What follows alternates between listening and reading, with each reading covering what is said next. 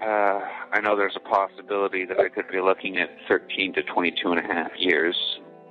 Yep. Or 9 to 15.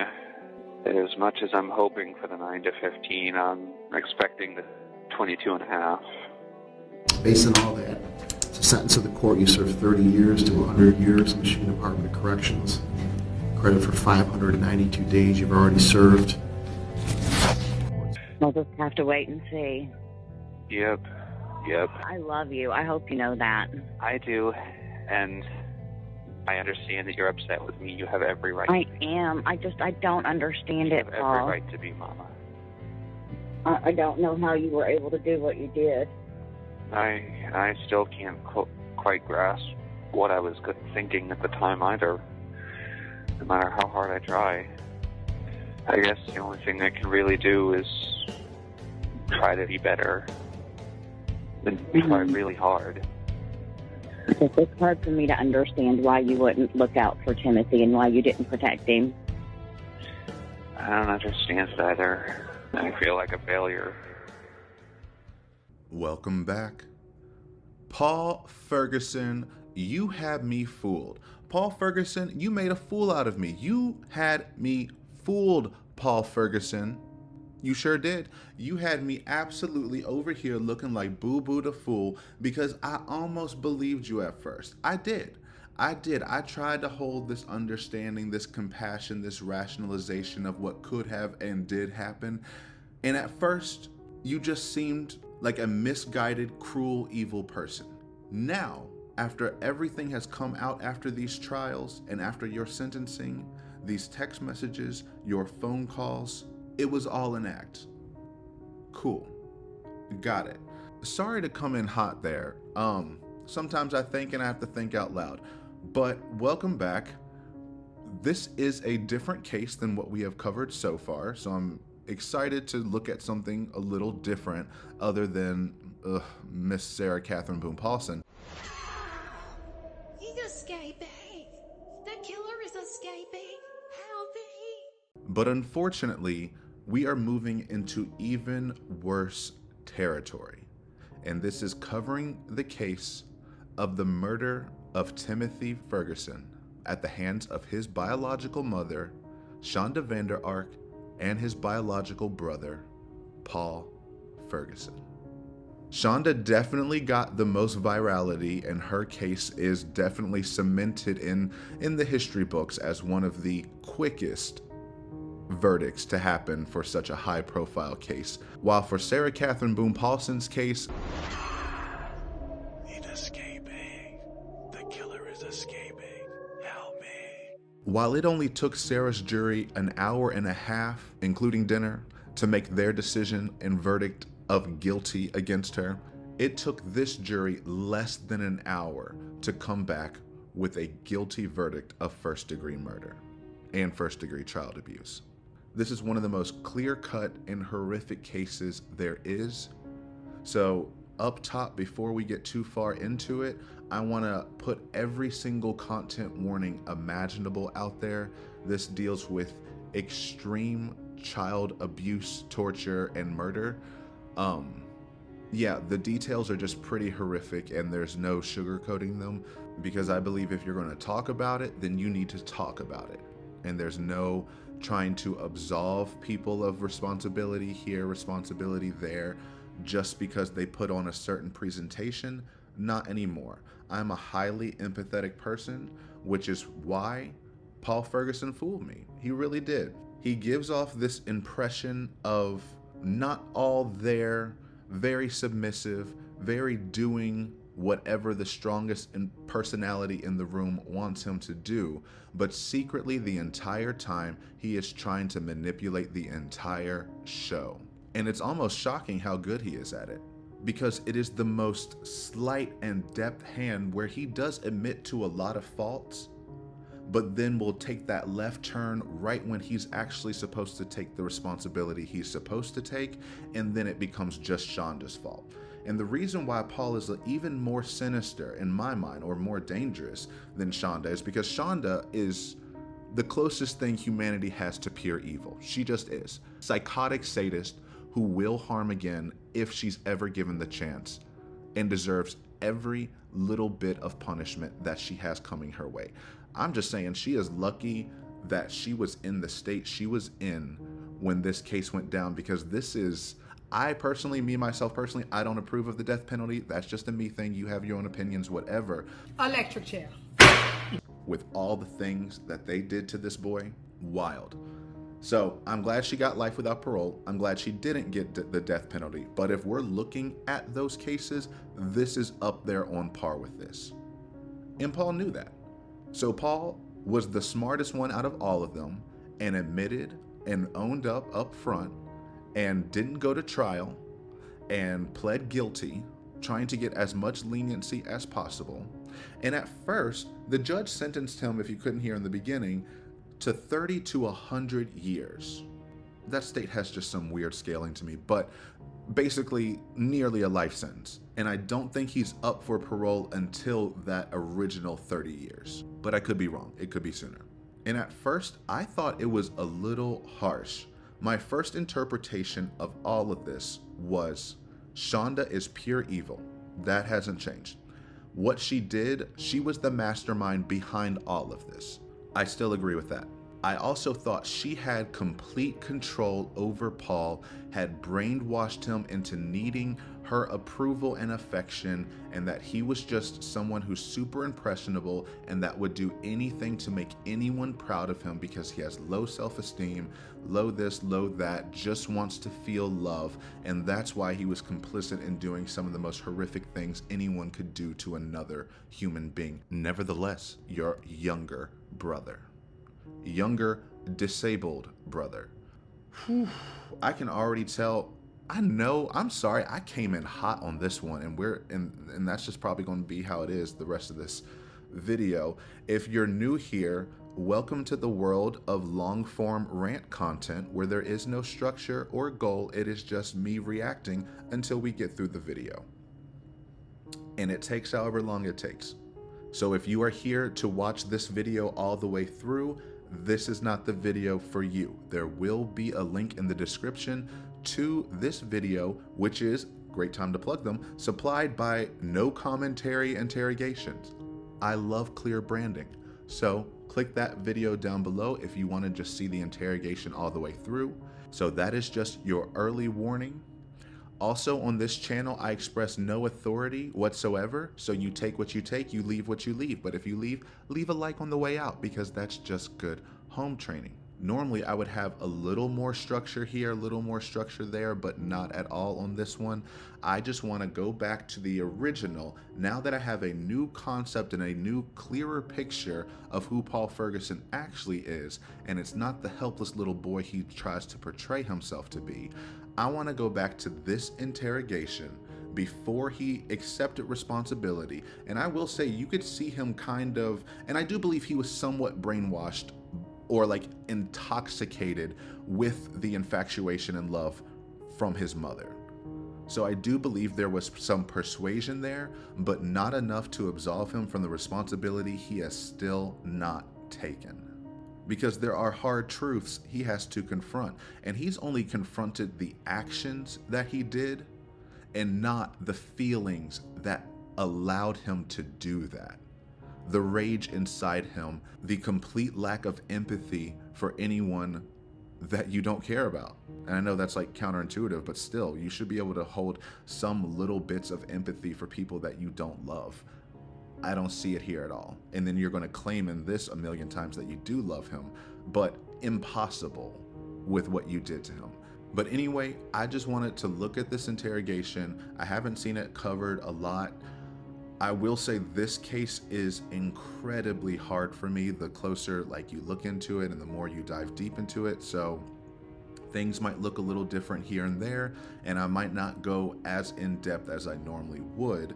But the information and recordings are definitely out there if you'd like to do further research. That also brings me to a lot of the clips that I will pull, including the opening clip that we just saw, will come from @ZavGirl on YouTube. She absolutely blew the lid on this case. She has all of the text, all of the phone calls, the video. She has interviews with family members. She has really done the research on this case. So if you want to become an expert on this case and go down that rabbit hole, go over to her channel and check her out.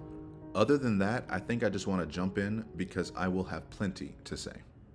There's a recording noise, just so that you're aware. I know there's some cameras in there, but the sound is kind of messed up. Gotcha. So, I'll turn that on to you just in case it helps.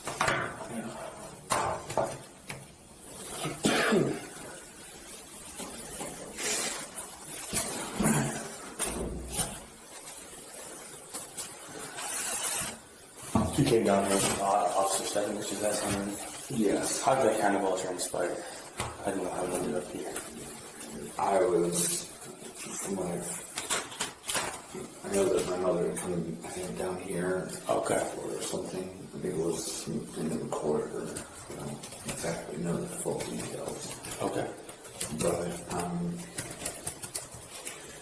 she left my stepfather's phone with me. I don't have any access to anything. The only thing that I would be able to do was if the person she's with, I think his name is Stephen, or Stanley, yes, thank you. If he would contact, I would be able to pick that up, but okay. Nothing else. Were you supposed to work today, or? No. So you didn't have work today? No, I've got a couple of days off. Okay. And you go back Saturday, Sunday. Okay. I think it's a morning shift. Are you working 2 different jobs? Did you say you were working 2 different jobs? No, I used to work 2 different jobs. Where did you say that? In Oklahoma. Oh, okay. Because I think your brother was like, I want to work 2 jobs. And you're like, no, you don't. 4 hours of sleep maximum was a nightmare. That's a joke. That's not even funny, actually. Is right, because we have already reached our first excuse me moment of this interrogation, because he just said, I used to have 2 jobs or whatever. 4 hours of sleep max was a nightmare. And one thing I want to say, and I'll do this a lot through this, I want to say this detective handled this interrogation masterfully. The fact that he is not raging out right now, like reaching across the table and asking what the F is wrong with you, is mind-blowing to me after he has seen Timothy and read the messages on his phone. And those messages also revealed one of the many tortures that you passed off as punishments that you inflicted upon him was sleep deprivation. Multiple days you would not let him sleep because you thought that he was keeping you up at night. And you're like, how was he keeping you up at night? I don't know, because they put motion sensor alarms on him, so when he moved, the alarms would go off.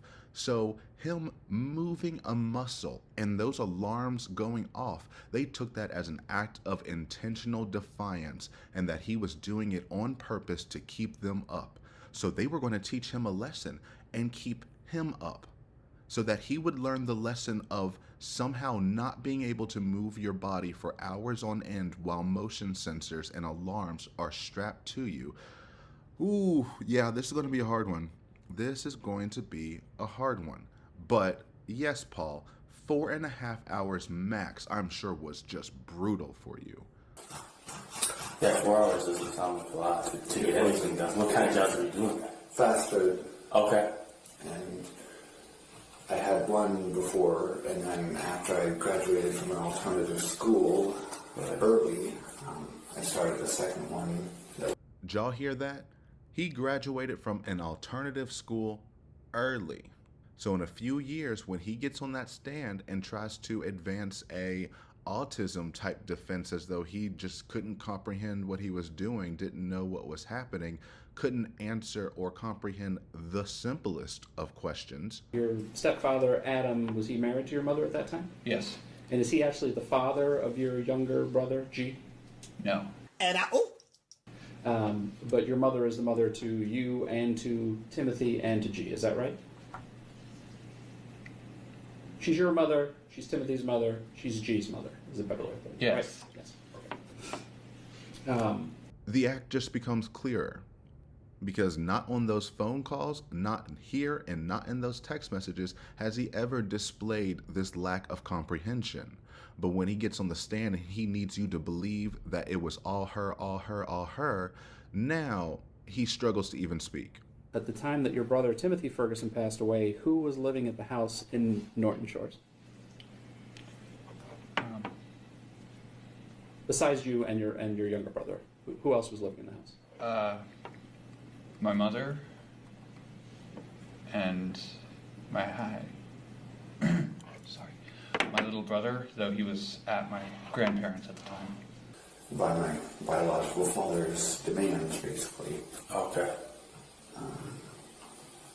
Have you talked to him at all recently, biological father? Does he know what's going on? Or? I don't think quite yet. Last time we talked to him was last week. Okay. He and my stepmother got a divorce. And So they called and let us know about all that. What is your relationship like with him? I mean, do you associate with him at all, or not really? Not really. I found out that a lot of what he's told me about my biological mother up here was nothing more than blatant lies. Okay. He said that she didn't care for me. That she never wanted to see me, which were both lies. It was just, he's a control freak. Okay. And he's very manipulative. Okay.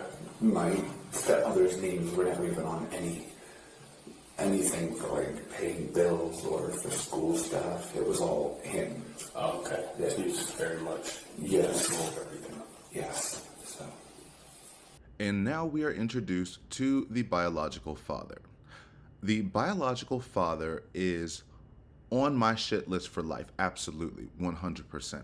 I keep debating, juggling who is the most responsible for this, and I keep putting him at the top of my list. I know that's probably unfair, but it just feels correct because although why he did not do what they did to him, he knew that she was not allowed to be near him, that she was not allowed to have them, and he knew exactly what she was capable of. And he did it anyway. So I tried to zoom out as much as I can on this case when I was first looking at it and realizing and trying to see what was happening, what were different positions, different people thinking. And it came down to how did Timothy end up in Shanda's hands? Because they had a past where it reached a point where she was going to lose her custodial rights, but she just kept moving to different states to avoid it. Also, she has a law background. She's this brilliant legal mind, whatever. This video is not about her, if you haven't gotten that part yet. So if I can avoid talking about her specifics, I will. Maybe she'll get her own video in the future. But for now, I have things to say about Paul Ferguson. Starting with this biological father. My understanding of things, and I could get some things wrong, so if I get some details wrong, politely correct me in the comments, but I'm giving you the essence of what my understanding is. Anyway, to my understanding, Trish, who is the stepmom that you heard at the beginning of this video, had around 6 kids in the house that she was raising for years and years and years, including Paul and Timothy.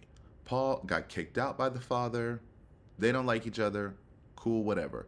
But Timothy did have high needs autism, as well as diagnosed bipolar, as well as diagnosed with ADHD and sensory processing disorder. So he had a lot of needs that required a lot of attention. And that's nothing he could control, nor anyone's fault. I frame this because, and I'm trying to express this with compassion, because a lot of times when people just hear this, they try to downplay it as just like a get over it. But to my understanding, the stepmom went through a wave of depression and was really struggling. And that is something that should be taken seriously, especially when you have 5-6 kids that you're trying to take care of. That's a lot. So to my understanding, she went to the biological father and asked for help. And then how did this biological father decide to help? Did he say, thank you for coming to me, I'm gonna step up, I'm gonna be a father, and I'm gonna help you take care of him? You do have to do a lot, so tell me how I can help you and we can get through this together. Obviously, no. That's being slightly unrealistic, but of course you didn't go for that option. Instead, you decided to call his abusive mother, who almost lost custody of him because of her abusive nature, and say, hi, either you take him or we put him in foster care. Huh. Okay. That's one way to be a deadbeat parent. But, of course, Shanda's going to take advantage of that and say absolutely. And I don't blame the stepmother, because at the end of the day, she may know this, she may know that, but she does not know her better than the biological father. He knew exactly what she was truly capable of, and he willingly shipped him over there. And from what Paul was just saying here, the ex-wife wasn't even, I just keep calling all her things, I don't know, Trish, ex-wife, stepmom, sorry about it. As Paul just said, apparently her name wasn't on any of the stuff, and that it was only him. So it wouldn't shock me that that decision would be made. And then he mentions a week before this that they were talking about getting a divorce. So everyone's relationship with this man is a mess. And he didn't even show up to the trial. The stepmom did. All his loved ones did. Father would not, because he knew he would get eviscerated.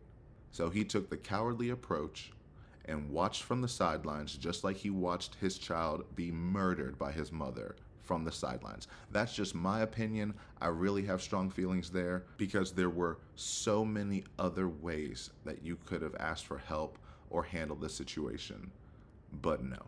And I also feel bad for the stepmom, because I know it's eating her up inside, and you could tell from the jail phone calls with him. I know at the beginning of the video, there was that cut where she said, I hope you know I love you. That's only after she paid him dust for so many phone calls, barely giving one-word answers, was clearly disgusted with him. And then he was just his old begging ass, literally asking for money during every single phone call. Hide the money, y'all. There's poor people around. With your broke ass.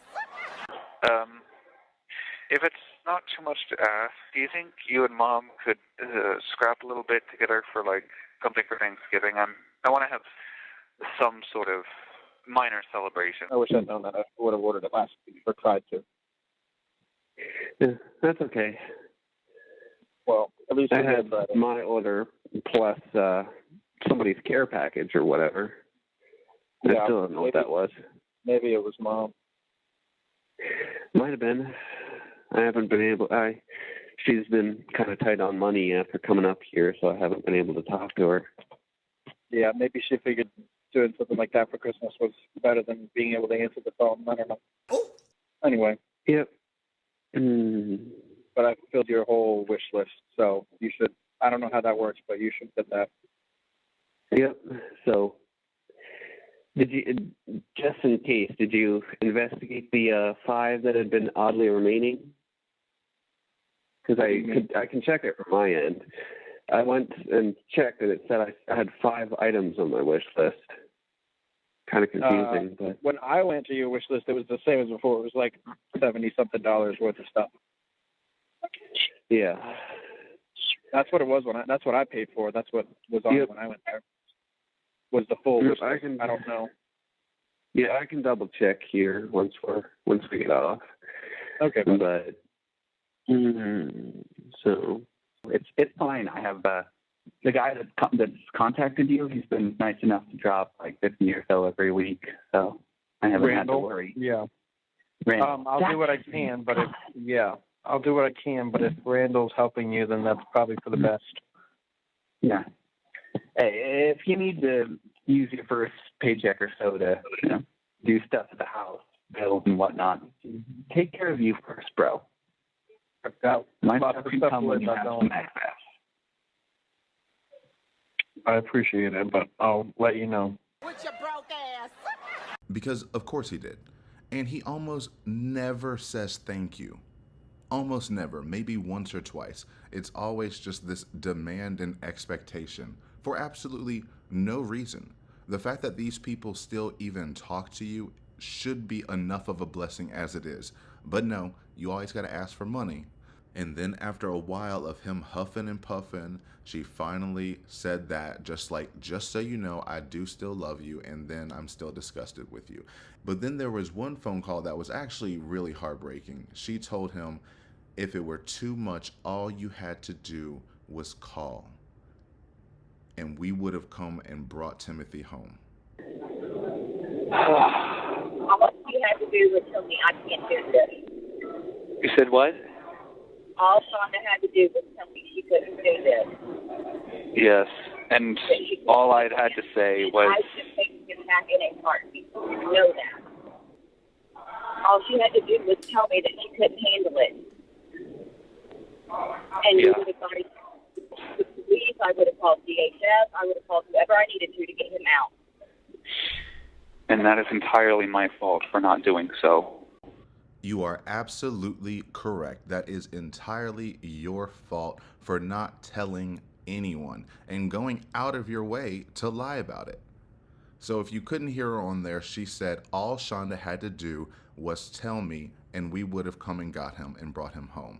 I would have called the police. I would have called DHS. I would have done whatever I needed to do to get him back.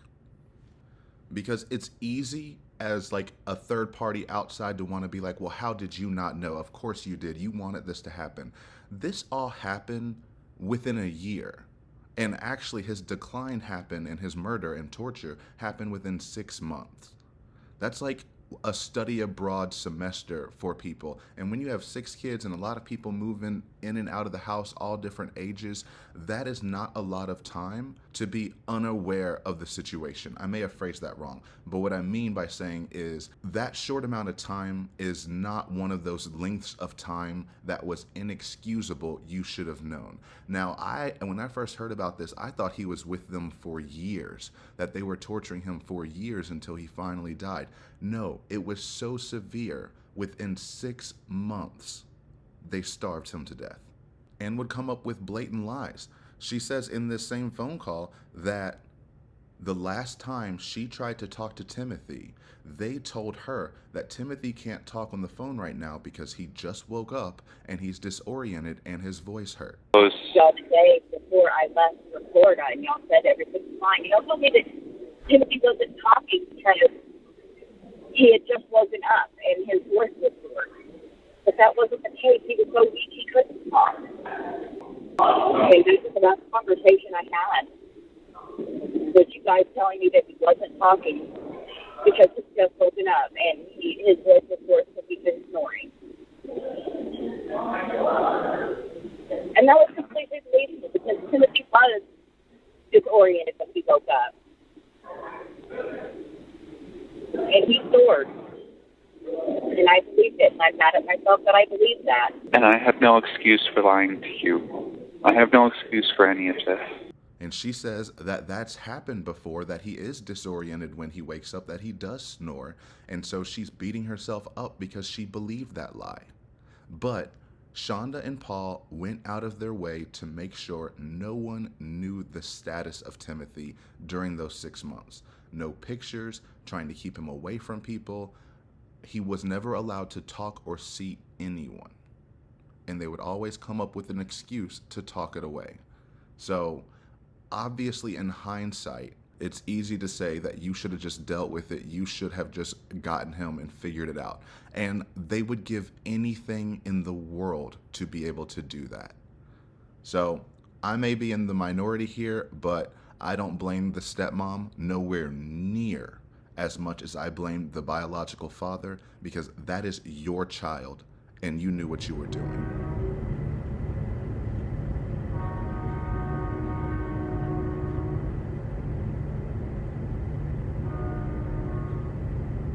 Thank you, Linda. You're right. We need to refocus. At the end of the day, the bio-father ain't shit. I know that night Timothy did eat because we had pizza. He had 3 slices. Hold on. I want to stop it for just a second. Sorry. That's okay. I don't want to talk anything specific about the case just yet. Since the police showed up at your house and they brought you down here, I want to advise you some rights before we talk about that sort of thing. What I do want you to know, though, is that we went through the phones, okay?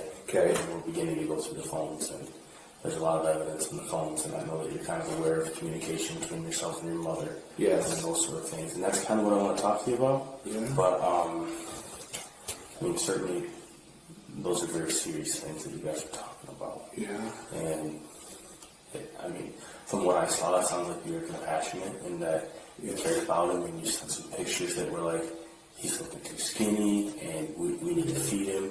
And, you know, so sometimes you got frustrated, but at the end of the day, you kept coming back to caring. But the end result of that, he passed away, right? And he passed away from not eating food. But I want you to be aware of this stuff, okay? So these are your Miranda rights, right? So you have the right to remain silent. Anything you say can and will be used against you in the court of law. You have the right to talk with an attorney and the right to his presence before or during any questioning. If you cannot afford to hire an attorney, one will be appointed at public expense to represent you before any questioning. Do you understand that? Yes, sir. Okay.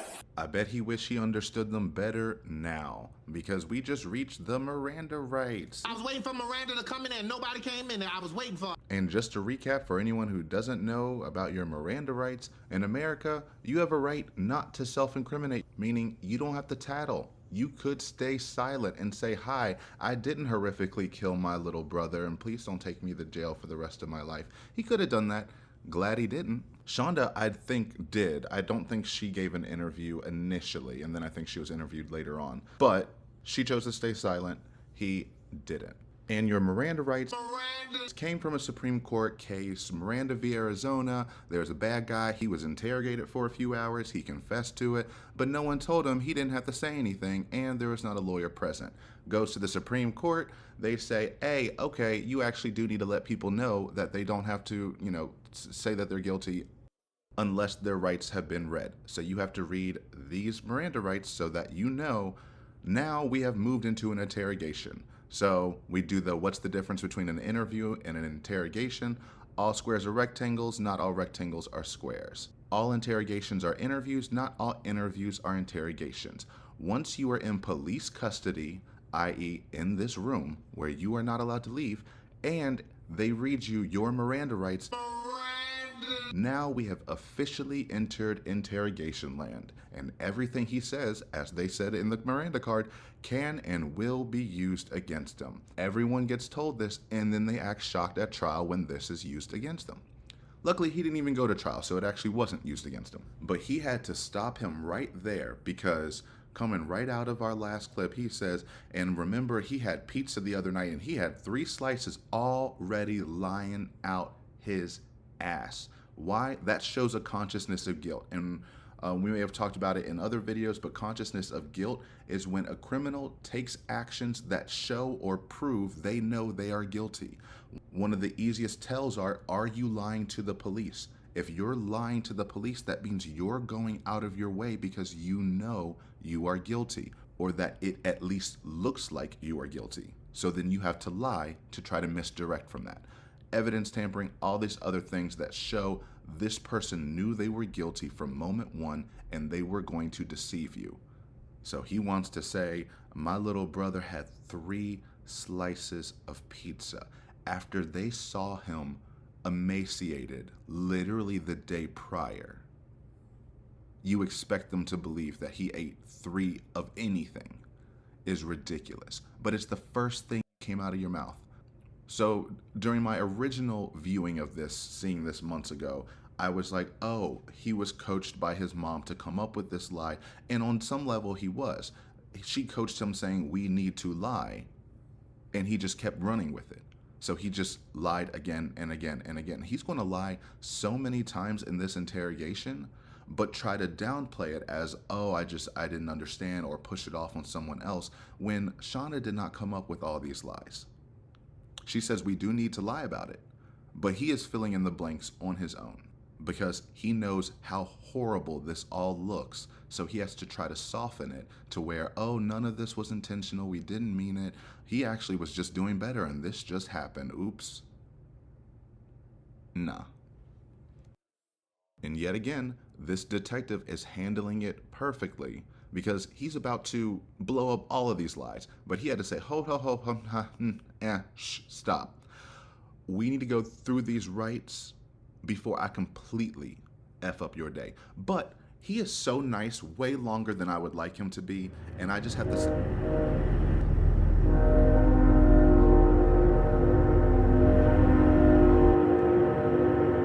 Linda, you're right. I need to take notes because he is way nicer than I could be. But what I love about this interrogation is when the switch happens, the switch is beautiful. And he gives him exactly what he needs to hear. So we'll get there when we get there. But until then... Miranda wasn't even in the room. When you talk about, I just jump right into it. I know that we talked yesterday, and I know that not everything that we talked about was the truth yesterday. That's okay. You don't have to feel bad. You don't have to feel guilty about not telling the truth to me, okay? I want you to just focus on yourself right now and think about what's best for you, and let's try to get to the truth of what really happened with your brother, because he deserves that. I mean, there's clearly a lot of messages about stuff that you guys are doing with him, about what he's eating, about restricting his food. How did that all work? Like, what was he allowed to eat? We stopped the food restrictions recently because we had noticed his sin. We wanted to get that back on. We didn't want any of this. We never wanted him to be injured or hurt. I loved him so much. Yeah, I can tell that. I can certainly tell that. When you say we, you're talking about your mother. Yes, she loved him. We wanted what's best. Yeah. The thing is, he was stuck in the past. He was what? See, I don't feel like we talk about this enough. He was stuck in the past. This is some cult red flags all up in the air from the jump. He was stuck in the past. I really wish, actually I don't, but I really wish I understood why murderers and criminals are so dumb to where obviously the police are questioning you about the crime that you committed and you're still going to bad talk the victim. It never ceases to amaze me. I want you to believe me, so let me tell you everything wrong he did and how he is the one at fault. He was stuck in the past. Well, let's see what was in the past. I don't know. Maybe his mom lost custodial rights because she was abusing him. Okay, so you're mad that he might be stuck in the past, whatever that means. Odds are it means he was terrified of his former abusers and now living with them daily. And the same thing applies to Paul, because Paul also has a history with Timothy where he is not allowed or supposed to be around him. One of their former teachers, I think in elementary school, middle school, who knows, came forward. This is just what the elementary school teacher said, and I will follow up with a family member's response. But one of the teachers came forward and said that there was an incident of potential SA between Paul and Timothy. Whatever the incident was, it was enough to where they tried to separate them from schools, to where he was not allowed to be in the same school as Timothy. One of the family members came forward and said that it was not true, and I guess they have their own version of what have you. I'm inclined to meet in the middle somewhere, mainly because I don't know, I feel like it would be very common for a family member to come forward and not try to admit to that, because then people are going to blame them for that as well when we don't know the actual details. But based off of the text messages that we read, it lends credence to he had a very inappropriate relationship with his brother that he should not have been around, with his current anger issues and behavioral problems that were never addressed, even to the moment that he is sitting in there right now. Okay. So you stopped the food restriction. When did that kind of happen? Like, ballpark that for me. 2 weeks, approximately. We were hoping that we could get enough where it would be safe, and then we could continue to add it back to where we wouldn't have to worry, and we could... What were the restrictions? We made sure that it was still something that gave him enough calories and everything. It was rice or bread, and like I said last week, he got pizza. Okay. Just lie after lie after lie after lie. All of that was a lie. And it's just so effortless because he just wants to be believed. But I need to go backwards because I got so thrown off by the whole, he's stuck in the past thing that I forgot to react to the mess that came before it. When he's going, oh, we never wanted this. We wanted what was best for him. We never wanted him to be injured or hurt. I loved him so much. We didn't want any of this. We never wanted him to be injured or hurt. I loved him so much. He put literally every single story that he could come up with in his mind in one little paragraph and said, I need to blurt it out now. I need you to know that we didn't want this. I need you to know that we didn't want him hurt or injured. Why am I saying that? Because I know he's hurt and injured, way past just the starvation and hypothermia that killed him. So I need to cover that up already and let you know we only wanted what's best. I loved him so much. Bullshit. But keep that in mind, because those will be the talking points that he goes back to again and again. We wanted what's best for him. When did you stop it? We stopped the food restrictions 2 weeks ago. Absolutely not, because it was restricting even further to the date that he died. But I believe 2 weeks ago is when he sent that picture to Shanda of him looking, of his legs looking bone thin, saying, I think we actually need to feed him. So he's just accessing a few weeks earlier when he knew they should have stopped the food restrictions. I mean, they shouldn't have done it to begin with, but he knew when he sent that picture. Because just imagine how much it took for him to say, this has gotten to a point where I am taking a picture of my brother and sending it to someone who I know is capable of the most monstrous things. And I'm going to tell her something she doesn't want to hear, which is, I think we actually need to feed him. Actually. And I will cover some of his text a little later, but they are very revealing of who was actually aware and in control. Now, he wasn't running things, but he let her take the wheel, and when it went too far, he would put his foot down and remind her that we're not doing this. Why? Because he's the one who actually enforced a majority of these tortures. And he wants to say, we made sure to give him enough calories, which is wild language to me. Someone talking about any kind of calorie monitoring of your child, brother, whoever, very toxic. But to say to an officer that just saw your brother yesterday, if not earlier today, that you gave him enough calories and you said he was able to eat bread and rice, and even last week pizza. We know the pizza is a lie, but the bread and rice isn't. You're failing to mention, but it will be brought up later, that the bread and rice were slathered in the hottest hot sauce known to man. Practically. I wish that was a joke. I wish that was an exaggeration, but no. You would put that on everything he was allowed to eat and force him to eat it. So the calories that you were giving him were just torture in itself. You made it torturous for him to try to survive. Whew. I wanted to list all of the injuries and all of the tortures up front just to prep everyone, but I just can't. So unfortunately, it's just going to keep unfolding, and the picture is just going to keep getting worse and worse. And that's why I really needed to review this to see where he actually was at in this moment in time.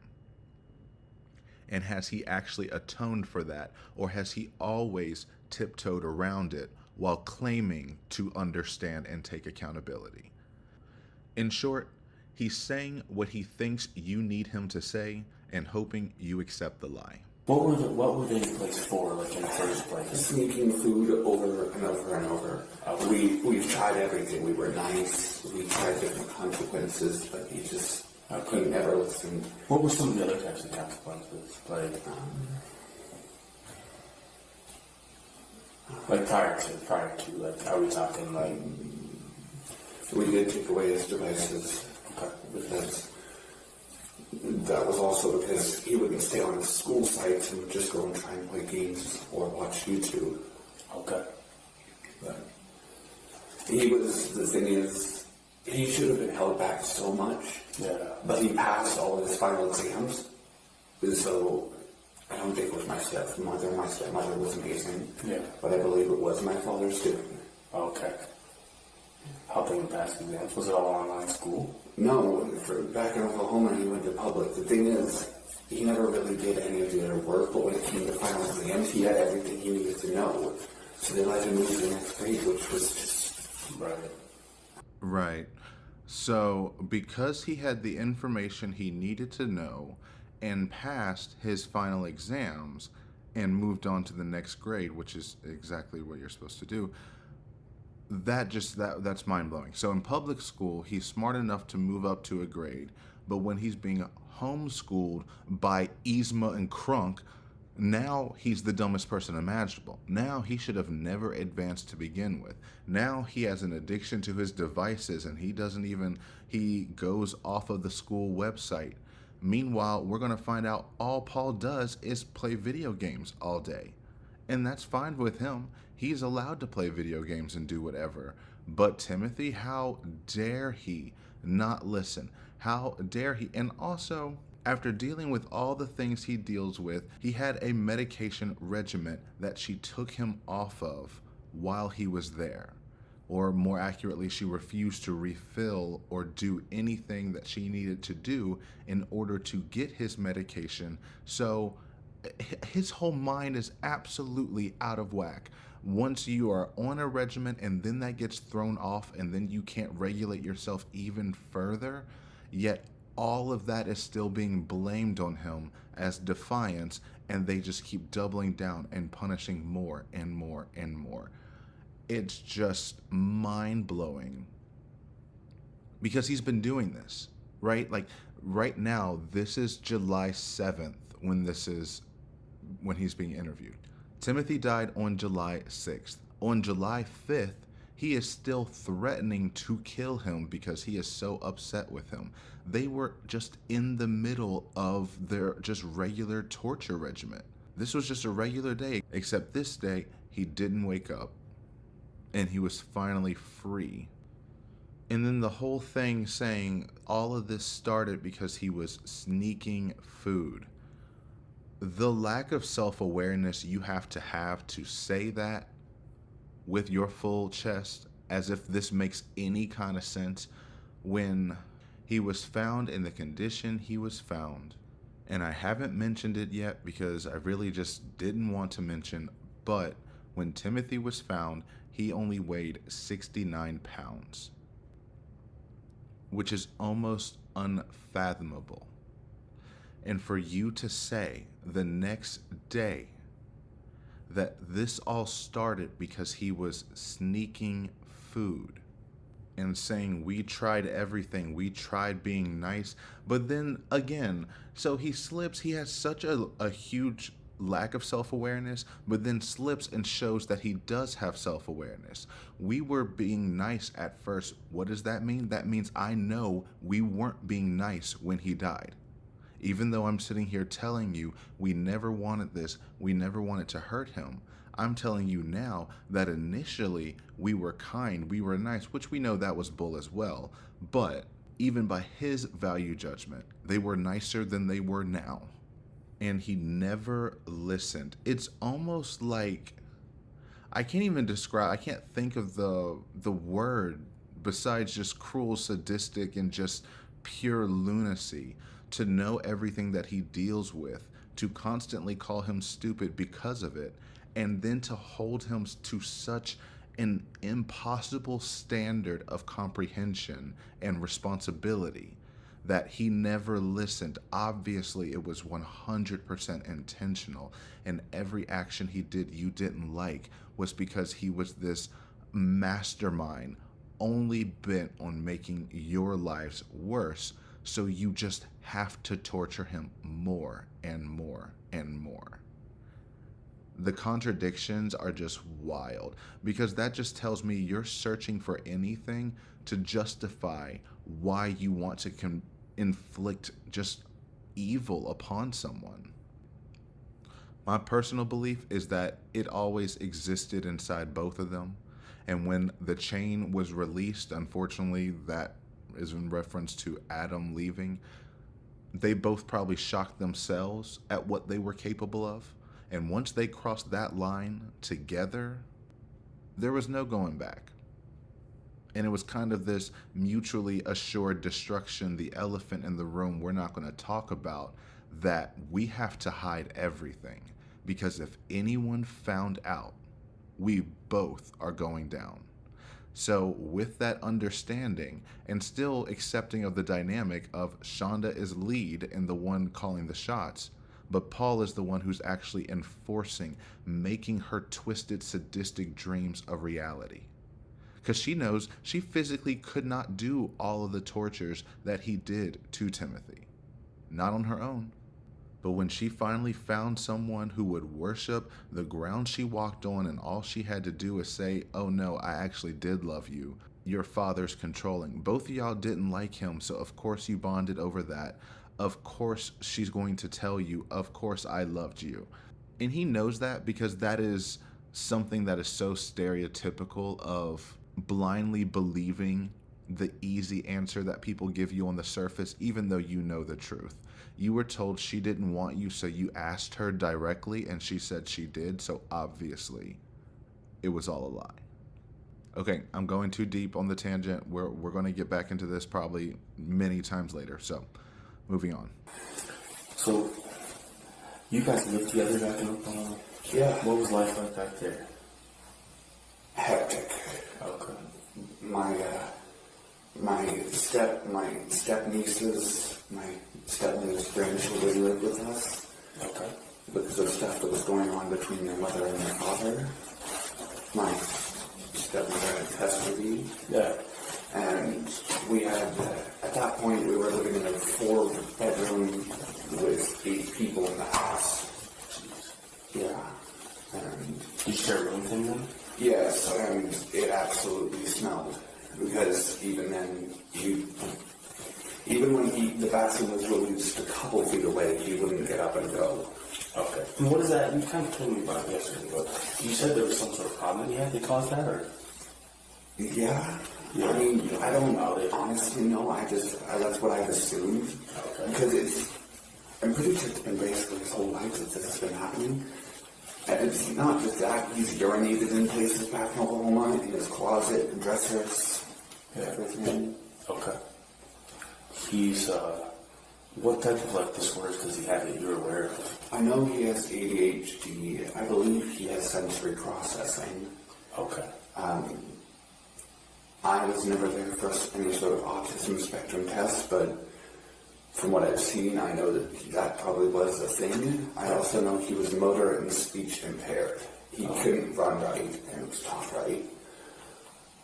And I think when he was younger, he had to have a surgery on his ears to have tubes put in because he has heightened hearing that was very loud noises could be painful. Okay. So too much. Yeah. So admitting to being self-aware that more of their punishments were intentional and designed tailor-fit to bring as much pain to him as possible. So you strapped alarms to him knowing that those loud noises would bother him because he already had a heightened sense of hearing. But it's absolutely insane to me for him to be able to rapid fire all of these things. Oh yeah, I know he had this issue, he had that issue, he couldn't do this, he couldn't do that, but also he was the worst human alive and somehow too stupid to be able to understand anything, and so we had to do what we did to him. All of these little admissions unravel for me everything he tried to pull on the stand with this, I didn't understand, I was just doing whatever Shanda told me to. I thought that mother knew best. No, you were the one who was actually more self-aware the entire time. Because, and I brought this up at the very beginning, but I didn't actually answer it. But the reason for me, Paul is more dangerous or insidious than Shanda is because he does have a conscience. He does have self-awareness. He has been able to recognize the horrible things he's done. And at the time, he knew they were horrible. He didn't care. Shanda is, for me, more akin and closer to an animal itself. Those were just her instincts. She is a sadistic psychopath who found pleasure in the pain, torture, and discomfort of her own biological child.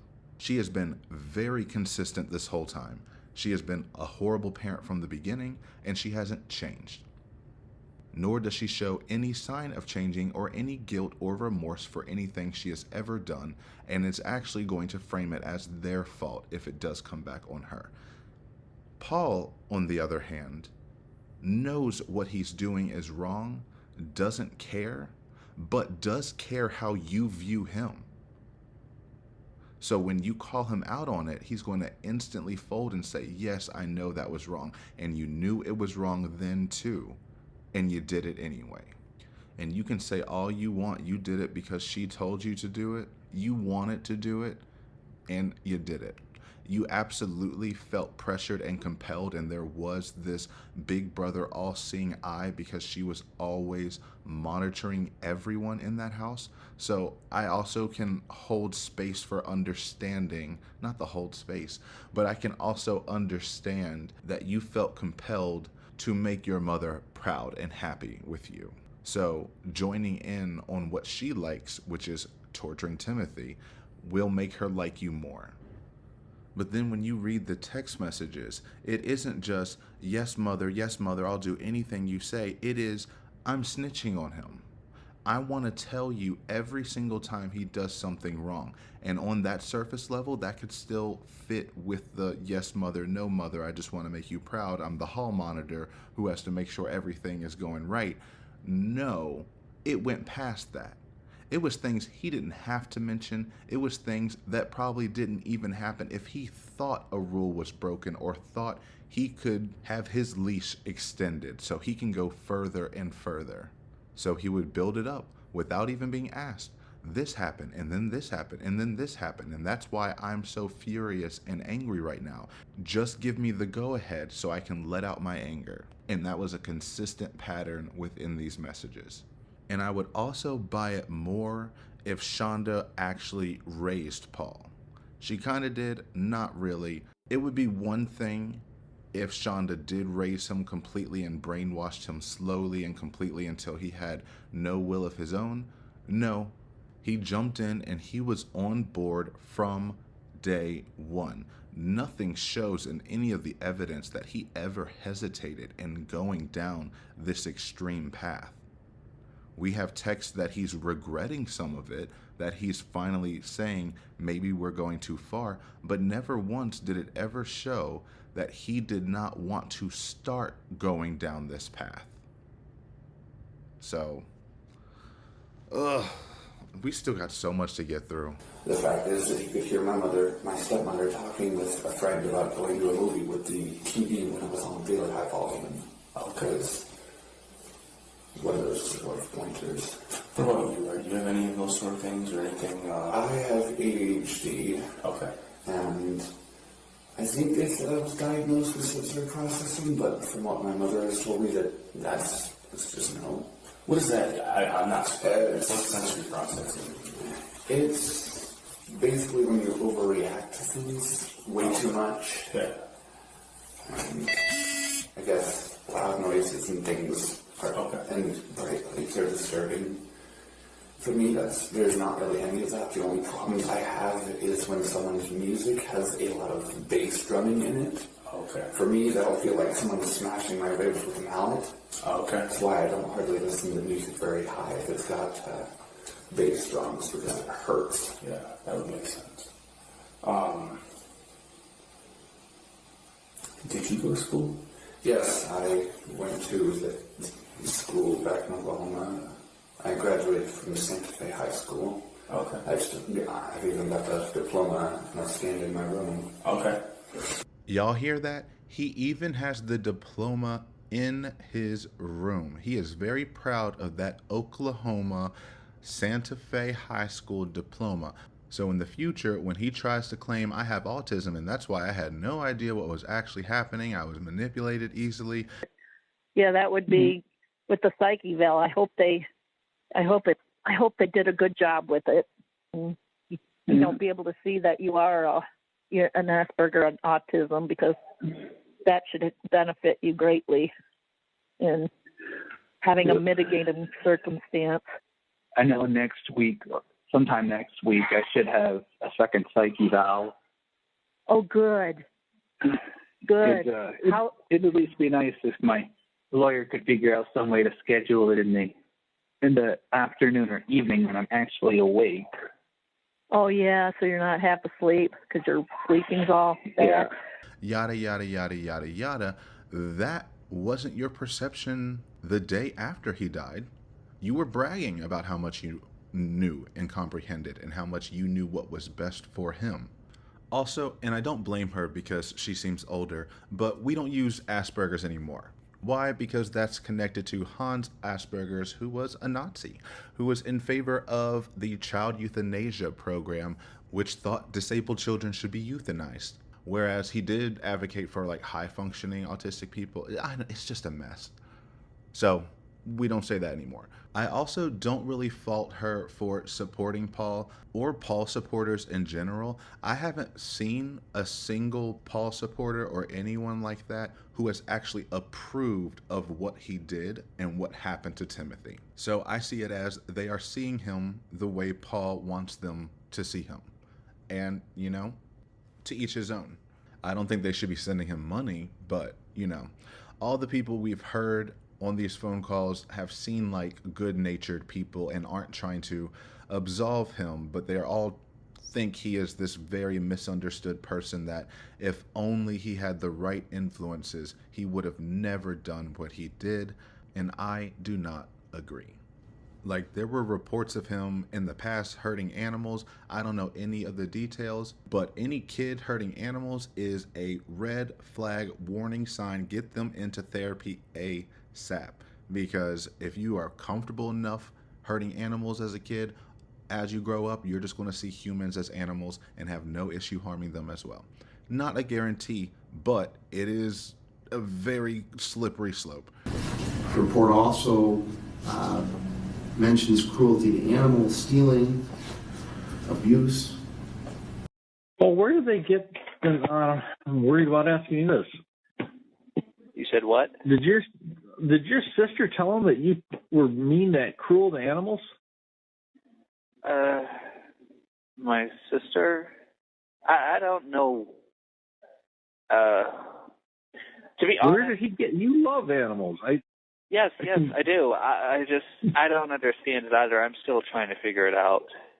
Where did he get off saying? As a kid, I did some stupid stuff, kid stuff. But when you get older, you learn how to treat animals.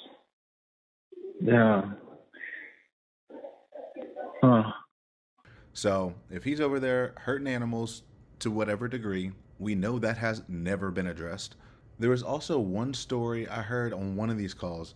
I'm not going to go digging for this one, but he was talking about, I think it was Shanda or the stepmom, like, yelled at him one day. And he's like, I didn't need to be yelled at. He was like, I was just, playing with my sister's hair and I was just a kid, And then come to find out he's like pulling her hair and cutting her hair.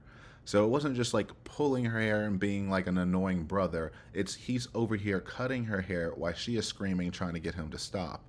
And then the mom, I wish I knew which one, but the mother figure goes and yells at him, and he thinks that was unfair.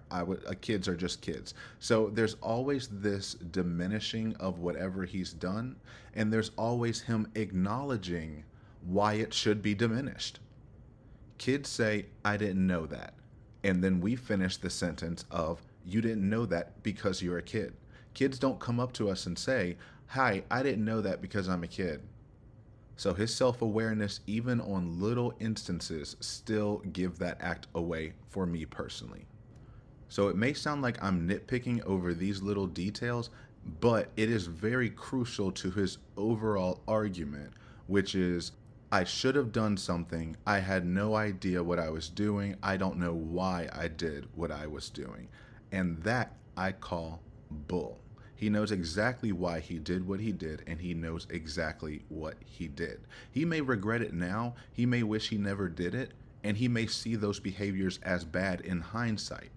In the moment, he didn't, and that is the crime and state of being in which he is being sentenced for.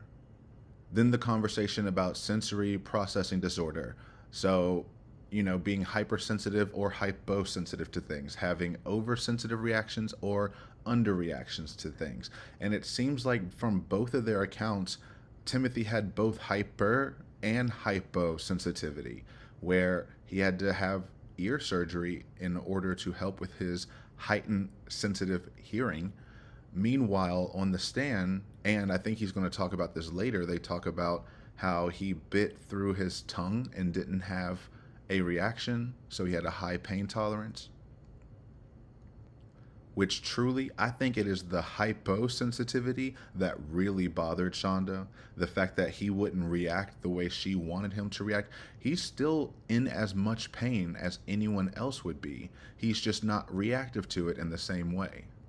So she was just going to keep increasing the punishment until she finally got the reaction that she wanted. Meanwhile, Paul doesn't listen to loud music because it sounds like his ribs being smashed or something like that. It just shows a clear awareness of the pain that kind of overstimulation can cause, and you did it anyway. You graduated from high school. What you kind of do after that? I know that my father had kicked me out after, in, I think, May 2 years ago or so. So May of 20. 2020, yeah, and due to COVID, the graduation had been postponed to July, and I had managed to get my bio mom's number at that point, and was capable of talking to her and telling her how all of this had happened. Yeah. And I also asked some of the things about what Dad had told me, the whole, did you really not care? Right. And from what he told, and I'm pretty sure it's scientifically impossible that she had her tubes undone for which, from what I'm guessing, that's an impossibility, isn't it? Okay. So he's a little miracle child. Fair enough. He's a blessing to this world. Yeah. Did y'all hear that? That's suspicious. That's weird. And you want to know what else is funny? I don't like that one bit. That is so weird. He is a miracle child. He is a blessing to this world. So this is another cult red flag to me, because what does that even mean? What does that even mean? I don't like that at all.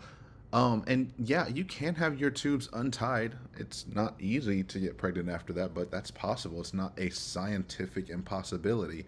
But I do remember hearing this, that she did have her tubes tied, and that there was the rumor or the speculation that because she lost all of her custodial rights or connections to her other kids, more or less, she wanted to have another kid so that she could, continue that cycle of abuse. Allegedly, she went to the bio dad to ask if, they could try to have another kid. He said no. She said, okay, whatever. And I had thought, because, the last name Vander Ark, I thought that he was Adams. But Paul got on the stand and said he is not. Was he married to your mother at that time? Yes. And is he actually the father of your younger brother, G? No. And He said, I'm telling all your business, which is good. He's not lying on the stand, but that just means that exactly, ISIS. That just means she got pregnant another way. And I guess that would be a miracle. But I don't like it one bit. This is horrifying language, especially in the context of how they view Timothy. So imagine the mental confusion and just, again, compounded torture of you're being treated like a prisoner of war. Worse than that, actually. Meanwhile, your little stepbrother is being treated like an angel and being referred to as a miracle child. Just wow. And it's that dichotomy that you see all over the place. Like, they had so much food in that house, and I think that was on purpose. They kept everything fully stocked, locked, and right in front of him, and he couldn't have any of it. So you see someone being treated the way you should be treated, or being just treated like a human, and you see them all surrounded with food nonstop, but not for you. So these kind of intentionalities, this kind of just the depth of depravity is so thoroughly thought through and executed that you can't do this on accident. But he said he got kicked out in May, and you know, the kicked out is like a iffy. It was, he turned 18, he was about to graduate, and his father said, get out. I mean, legally, parents don't have an obligation to house you after you turn 18. They should, and 90% do, because they love their children. But, I mean, they didn't like each other, and he said, get out. I don't know. It's not good, and I don't like that he did that. However, I think it was because of an ultimatum. Like, he wanted him to do something, and if he wasn't going to do it, then you need to get out and get your own job and get your whatever. So he gets Shanda's number. That phrasing does make me feel good that no one gave him her number willingly, or maybe they did, but in the way he phrased it, it seems like he had to put in effort to get a hold of her number. So at least there was that, but he did. Called her. Again, it's just this naivete that I don't believe based off of his comprehension in general. So I don't believe that he is unaware of, if you ask someone a very leading question that is clear that the answer that you want to hear also benefits them, you're going to get that exact answer. Hi, Mom. I know we haven't talked in forever. Is it true that you hated us? Did you really not care? Of course, she's going to say yes. And of course, that was the exact response you were looking for. And I know I'm just overly nitpicking, but there just always seems to be evidence of a self-awareness above the conclusion he wants you to draw. Does your mom feel like that? Certainly. That he's a blessing. Of course. She loves him so much. She loved every single one of us, but my dad's controllish, freaky nature was just, he didn't want her having any contact and screwing all of his control up. Okay. And there was a thing back in Oklahoma where I had problems with emotional release. I was so terrified of him that I didn't ever want to release any of the negative emotions I ever had around him.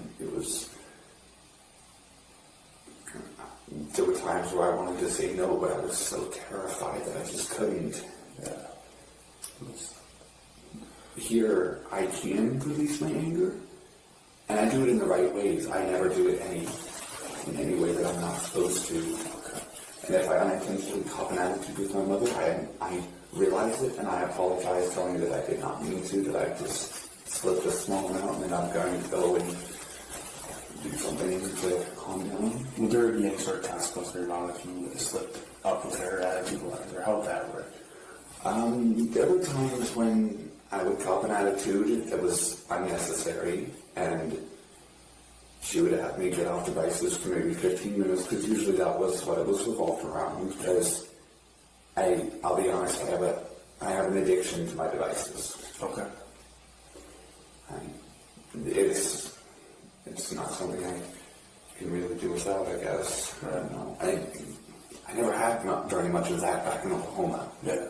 My dad was strict. He didn't even give me a phone. My sister and my stepsister had phones before I did.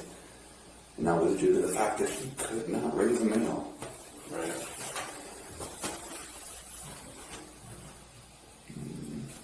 And at first he thought my ADHD was just ADD, because like my mother, I could hyperfocus, which is actually a symptom of ADHD. Right. And then, so now you're in work, and then we talked yesterday about how you're paying bills. Yep, and unlike my father, she doesn't force me to give her half of my paycheck. He forced that on me. Yeah. And I was working basically minimum wage at both. Yeah, that's tough. It was nightmarish. And the thing is that my stepmother didn't even know about that until after I had moved and I had told her. Okay. And she apologized so heavily because She was just going to want some stuff to help with rent at times. Yeah. And when he asked to borrow money, he never paid it back. And my mother has paid it back every time. Whether it's in a way like paying for the bike payments for my electronic bike, because, you know, we put a down payment and then we have to do the consecutive payments for it. Was that your first, would you consider that like your first big purchase on your own? Your electric bike, or have you purchased a more expensive thing? More expensive than that? I don't believe so, no. What about PCs? How much you spend a decent amount of money on computers, or trying to just piece them together, or? We spent good amounts because Minecraft is something I've always loved. Yeah. And because for me, for the ADHD, being able to build and be creative is just something that I absolutely adored. Okay. And it also was something that I liked doing for YouTube. I have a YouTube channel myself. I'm sorry, come again? Paul Ferguson has a YouTube channel. What? No. I've seen this before. I've seen this interrogation before once. I do not remember this. Oh no, Paul Ferguson has a YouTube channel, not me. No, this means I have to look it up. No, what is happening? Paul Ferguson has a YouTube channel. Okay, we got to go check this out. So what's your sentence for her? Electric chair. Holy shit. God damn it. Electrocute that bitch. And I want you to pour some water on her first. Okay, so turns out maybe I'm just bad at searching. I can't find it. But scouring around, looking at other people's reactions, I wanted to see if anyone else had it. And I found someone who did have it.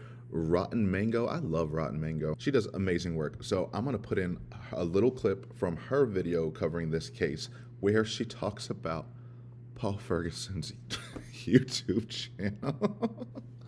Oh, I'm so mean. Paul said that the way he talked about his mom in the interrogation was like a cult member slowly waking up. There's even a YouTube video that he posted of himself playing Minecraft, and there's a moment in the video, or a few moments, and it's kind of chilling, where he looks down at his phone and says, "My mother just texted me something about my little brother." So he sounds super stressed out, but he tries to get back to playing the game. A minute later, we hear someone yell off the screen, and it sounds like, "Ow, hello?" Paul says, "Hey, Timbo, could you..." Sorry, guys, geez, not sure if you heard that, but that was one of my little brothers. I deeply apologize. I probably should have asked them politely to keep it down before I came up here. My mother just texted me something about my little brother.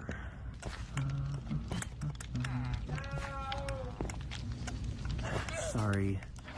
Like I said, I don't actually have an office. Hey, Timbo, could you...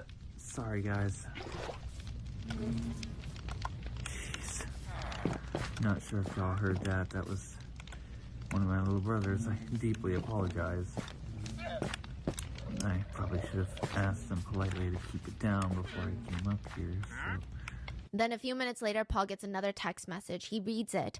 His expression quickly changes. He looks stressed out. He starts touching his face, almost in like this soothing gesture, and he quickly ends the video. Oh, you know, we're gonna support you this way or that way, but, oh. Alright. Was it his mom texting him to do something to Timothy? He looks incredibly distraught, if it is. But other netizens disagreed and stated that Paul was just as evil as his mother. They said because he's 20, he's a full-grown adult. I mean, there are a lot of people in this world that are abused by both their parents and they don't help kill their brother. And Paul and Timothy's half-sister came out to say she lived with Paul before and he was the biggest bully that she had ever met in her entire life. She fully believes Paul was involved in this and was fully complicit on his part, not coerced at all. She said even before moving in with Shanda, he was questionable. She stated the family wanted to get him tested for psychopathy, but because he wasn't 18 yet, they can't get a diagnosis for being a psychopath. And some of Paul's family members have stated that he was a relentless tormentor of Timothy without any coercion from his mother. And there it is. When your own family wants to get you tested for psychopathy, I'm going to say there's some red flags there. And he did look distressed in that video. One, Oh, it was pretty heartbreaking to hear Timothy's voice and then him pretend to be nice because he's on camera with that whole, I should have politely told them to keep it down before I came up here. And then it was the text from the mom. So the idea that he's getting a text from Shanda and Timothy is being vocal at that moment, odds are she's responding to him through the camera that she had in the bathroom. Have we even gotten there yet? So maybe it was her asking him to do something horrible to him, and that's why he was distressed. But then I would also challenge and just throw the idea out there of, why would he be distressed? Would he be distressed because he doesn't want to torture Timothy? Or could he be distressed at the hassle of torturing Timothy? Because this requires effort. They're not always 24/7 going to be on their, sadistic high, but they have to stay committed. So when they're motivated by anger and hatred, there's no issues accomplishing these tasks.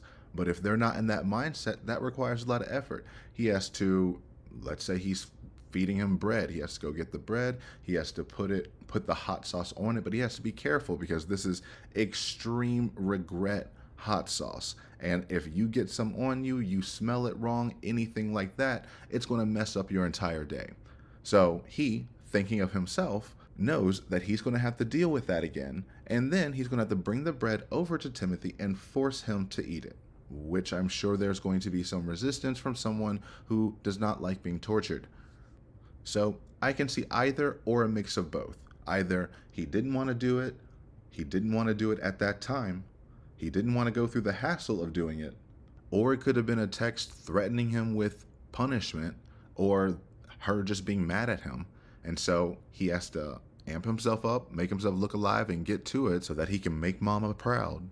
But then you ask, what was the punishment? Oh, get off your devices for 15 minutes? So who knows? It could be any or all of these. Okay, but now we have to talk about what happened before we found out that there was a YouTube channel. So it starts with, does your mom feel that way about the miracle child? Obviously so. I mean, this is one of those clear, she instilled this belief in him that Timothy is the devil and that the other brother is the angel. So that's just wild. I couldn't imagine, and I don't have kids myself, but having blatant favoritism over a child, different children, I can't fathom it. And even if parents do have favorites, because you might not be able to, control that. However, you can control how you treat them. If you notice you have a favorite child, that means you should be treating the other children even a little extra better in your mind in order to counterbalance it, because you have blind spots into the ways that you probably treat the children that you like the most, which feeds into the bio dad could not raise boys, which that does happen. That happens when there are girl dads who are really loving to the daughters that they have and really caring and can show that support, but not to their sons that they hold to a higher standard or more distant at arm's length. And it seems like Paul had the latter, and it seems like Timothy had the latter. I don't believe he would have ever sent one of his daughters to Shanda, no matter how major the issue. So he may be onto something there. However, what's connected to that is his emotional release. I was like, wait, what? When he said, I have a lot of anger, we know that he couldn't release back home. We know that's not true. There's plenty of accounts of him terrorizing, bullying, being angry, hitting his younger siblings because they wouldn't listen or they annoyed him or what have you. But he's saying he felt so scared and terrified to ever say no. And that is I'm not going to diminish that, because that is a form of abuse and that is a reaction to that. However, I have to throw all that out of the window when what follows right after it is saying, here, I can release my anger in the right ways. Boy, your brother died yesterday from being tortured from you all. How do you think this is you releasing your anger properly?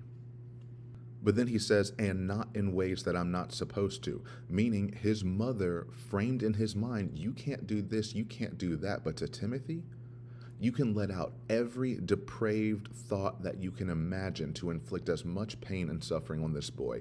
And that is a way you are supposed to release your anger. And I think that's how both of them were. They both funneled every single negative emotion, feeling, and thought that they had in their lives or in their relationship with Timothy, and they let it out on him. That's just wild to me. So we have their text messages, and I'm going to get into more a little later, but I think I'm just going to start unraveling them now. I got these text messages from the YouTube channel 70s Child, where this person focused solely on Paul's texts in these videos.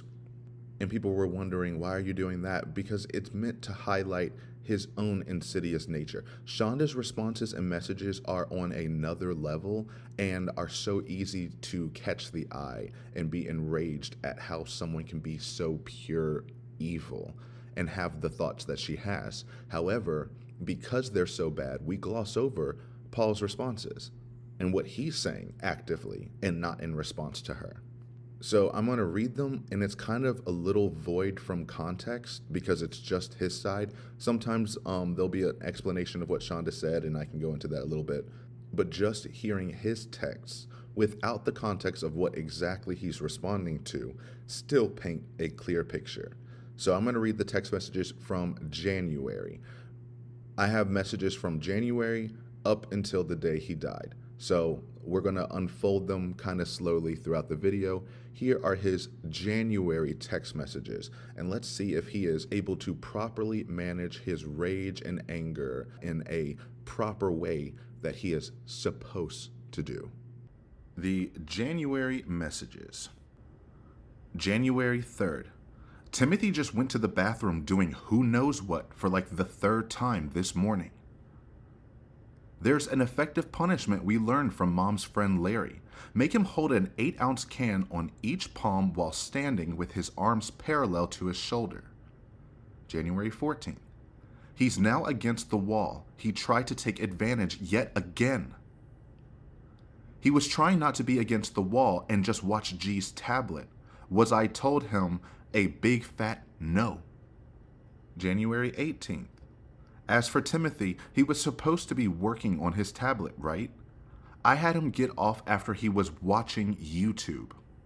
Oh, I'm sorry, he once again took advantage of me. He's against the wall. January 19th. I'm not. He's already against the wall. No, you're fine. I'm just getting really tired with Timothy trying to take advantage of me. I'm ready to hit him. He's against the wall now, but he keeps trying to get off to watch over G's shoulder at his iPad. I've had him go back up against the wall twice, and he's still not listening. I'm trying my hardest, Mama. He's making it really hard. Timothy did pretty much nothing all this time, so he's back against the wall. January 20th. You're fine, get off, because he was trying to freaking watch YouTube again, so I stopped him and got them off the tablet. January 21. No, because I turned my back for 5 minutes and he's already playing on his tablet. Timothy's being ornery as always. January 25th. Standing against the wall. January 26th. Can you deal with Timothy when you get home? He won't be honest. He's just not admitting they were in the bathroom. January 28th. He took advantage of me again, so he's against the wall. He was trying to watch YouTube on his iPad. I'm tired of him trying to get away with crap on his iPad, so I put it in your room under your pillow. And that's just from January. And then we have the having to give money to the dad. The dad forced me to give him my money. My mom doesn't. She just asks me for it. So I'm like, it's the same thing. They're both asking for your money. One is just forcing you outwardly, and the other one is just manipulating you passively. oh, but he didn't give you a phone, and your stepsisters had phones before you did. And I can get that can be frustrating, but there's probably context around that of behavioral issues that led to him not getting things when, because I guess he was the oldest or like second, I don't know. He was oldest in that household at some point in time. I know they both have an older brother. I think maybe they have an older sister, but I don't know. I could be just wrong with all their ages. I do know he's not the youngest, and he was older than most of his siblings, so he believed that he was entitled to get things before them. Not how that works. And then you want to talk about ADHD and how you could hyperfocus and how that is a symptom or a trait of ADHD, which it is, but I'm bringing this up to underscore, he does not have any learning disabilities. He got 2 psych evals, they couldn't find anything. Nothing in his past suggests that he has a learning disability of any kind or autism. He's just really socially awkward, so he can try to pass that off. But not all autistic people are socially awkward. Maybe not as socially attuned in terms of perceptions of nonverbals in situations, but just because he acts a certain way doesn't inherently mean he is autistic himself. Which then ultimately means that we as a society need to check our biases about presentations and justifications of what we think is what and what isn't. But then he says the stepmom didn't even know that he was giving money to the father. So it's not like his household pressured him to doing this. It was just the father. He could have spoke up and told the stepmom earlier, but, you know, whatever. But it does seem like from all accounts that the stepmom tried the hardest to just be a normal and functioning and supportive parent. So that helps me feel justified in cutting her some slack. Anyway, now back to someone who I don't cut any slack for. It's not popular or anything, but it is very... It's something that I was inspired by from Preston Plays in the recently passed Technoblade. Yeah. Okay. So, you come here with Mom about 2 years ago. Yeah. And Timothy comes about a year ago. You said, I think you said yesterday, the same date even, right? Yeah, the same date that I left the house. I moved here into Michigan, I think, on the 30th. Okay. Because for the time after I had moved out of my parents' house, I stayed with my Uncle David and who both had actually been tricked by my father to also believe that my mother was bad until she managed to clear the air. Yeah. Yeah, I bet she did. If everyone is telling you this woman is bad and you have to keep defending that, oh no, it's just my father is spreading all these lies. I'm like, people can make decisions for themselves. Even if they're being lied to, there's so many kids in that family that the truth would have come out. If she was actually a good mother, there are plenty of witnesses that could have supported her, and they all say she was a mess. So you say the same date, but a year later, does that sound right? Yeah, I moved here at a later date, but he moved up here on the day I was basically kicked out. Gotcha. My dad had basically put a timeline, like I had to move out by a certain date and have my own house and be on my own 2 feet, which the thing is, he never prepared me for any of this. Like I said, I love him, but most of the respect I had for him is gone. Hey, that's my line to you. Well, not the love part, but most to all of the respect I had for you is gone. Because at first I did respect the fact that you admitted to what you did. You owned up to it. You testified against your mom because you were trying to get her locked up the way she needed to be, and you said you were trying to find justice for Timothy. You just left out the fact that justice for Timothy would be you facing a very similar sentence to your mother. That's true justice for Timothy. It's not actually true justice, but it's more justice than you getting a slap on the wrist because you turned against your mother at the last second. And that was just cemented for me when he gave that weak-ass little poem before the judge sentenced him, which I will play that later, but that was an absolute mess. Okay. Mr. Ferguson, anything you wish to say prior to sentencing? Yes, Your Honor.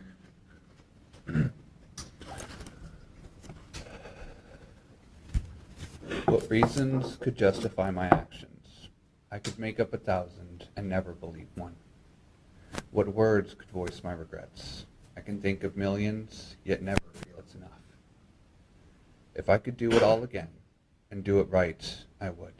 And that was you trying to get sympathy from the judge and not actually apologizing for what you did to Timothy. Anyway, something jumped out to me here that I did not catch before, which was Timothy moved with Shanda the same day Paul got kicked out. And Paul said that he went to live with, I think, aunts, uncles in the meantime.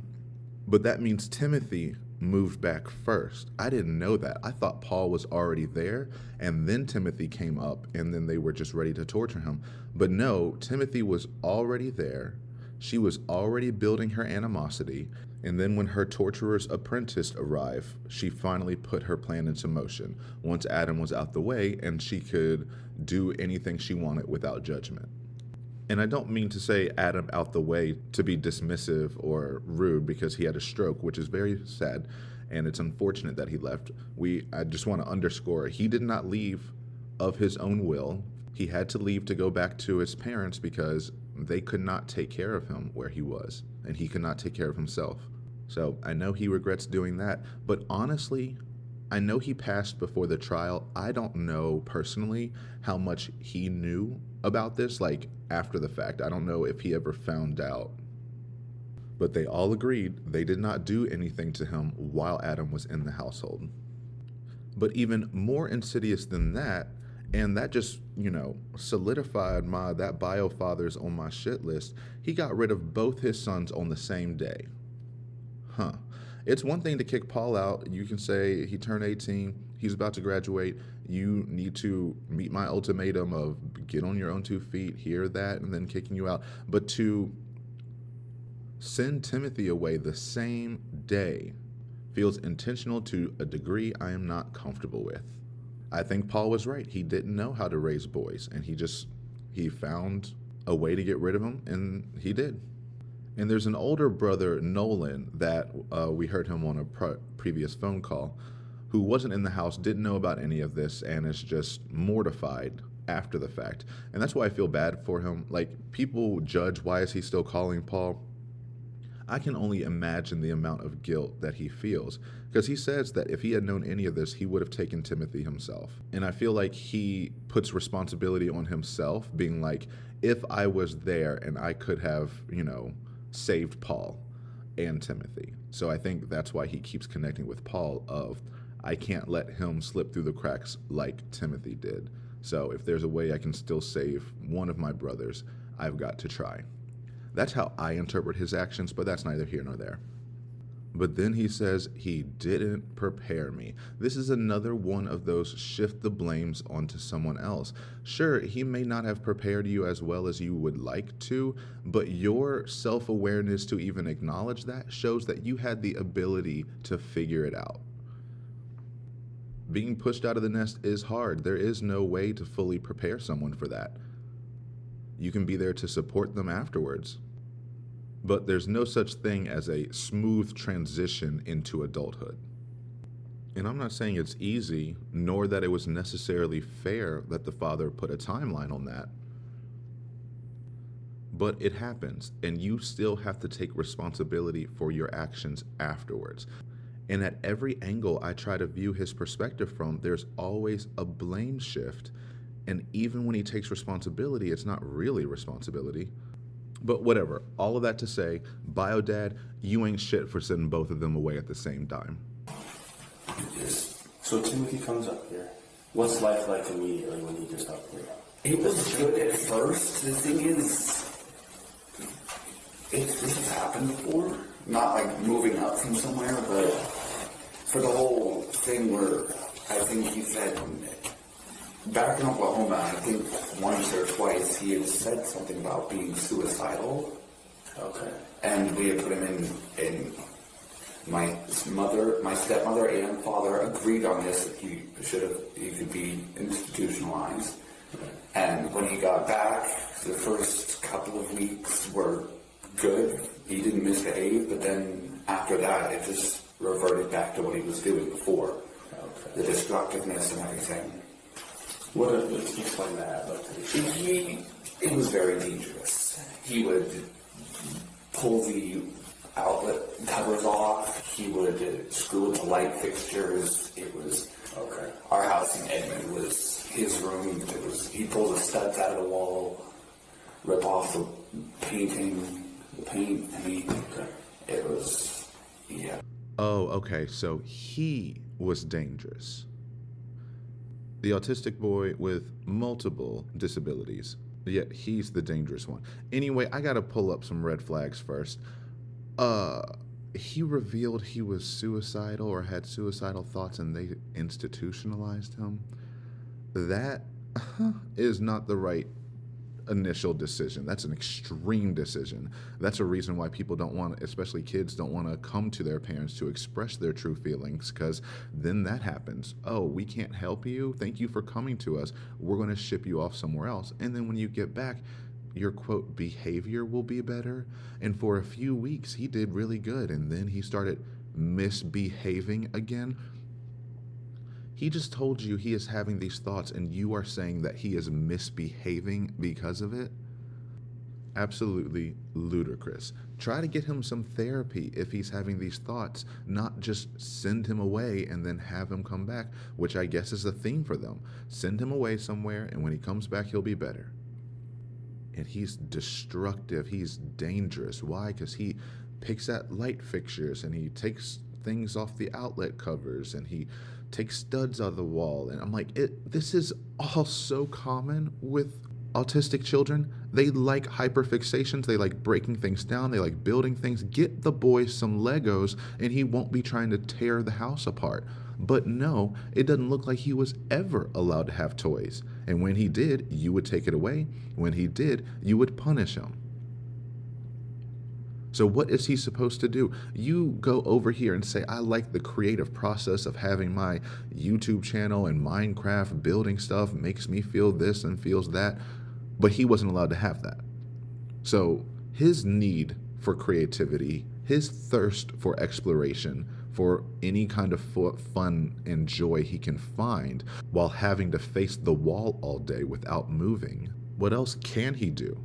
You want to say your father didn't prepare you to live in the world and that you were this, you were that, but he was your younger brother. You gave absolutely no sympathy or empathy towards. You treated your disabled brother, who you said had auditory and motor impairments, and held him to a standard God doesn't. Like an infallible standard that any and all deviations are considered intentional acts of defiance against you. So he's letting his true beliefs slip. He believed Timothy was dangerous. He believed G was an angel. He believed Timothy was a demon. He believed G was a miracle child. So he has to treat G with the most respect, love, care in the world, and he has to punish Timothy any chance he can. It was, Were you able to have a conversation with him like you and I are having, like a back and forth conversation, or he wasn't able to talk like that? He could talk, but the thing is that it would mostly be hard to understand. Okay. Because of the speech impairment. I don't know what that word is. Speech impediment? Yeah, there we go. But he was in therapy for that and the motor. When he up here? No, in Oklahoma. Do you know him being in any therapy or anything up here? No. Okay. Do you know if you ever went to the doctor at all? Here? No, honestly, we never, until, I don't know, we managed, since we stopped the last hunger strike and managed to get him back to a safe weight, we were hoping and praying that he wouldn't need any sort of assistance at that point, which he didn't. He was fine. But then this whole ordeal happened, and I honestly feel like we should have taken him to the doctor sooner. We could have done something, but with all this happened, Yes, Paul, you could have done something. You should have done something. This this awareness is just like, again, this is the day after he died. And 2 days before this one, you were still torturing him. So you having all these magical revelations in front of a police officer 2 days later, I'm not buying it. You could have done so many things. You could have told anyone. You could have gone to your neighbor. You could have said anything to anyone. But no, what did you do? You just sat there. Hiya, neighbor.